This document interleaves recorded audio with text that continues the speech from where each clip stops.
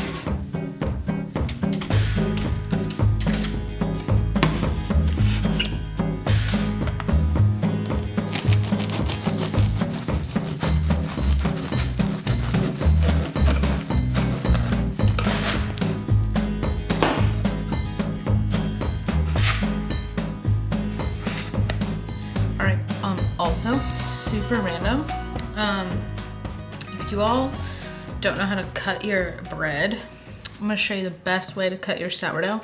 Cut the end off, obviously. The lighting is so poor right now. I'm sorry, the sun is just like beating into our house. I'll show you how to cut this properly in a second, how I like to do it.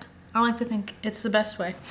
I'm gonna be honest with you, I don't feel like I can tell a difference between preheating the bread oven, like the Le Creuset bread oven, versus not preheating it. I'll try it again in the future and see what happens, but honestly, I really feel I can't tell the difference. So anyway, cut an end off, and then let's see here. There we go.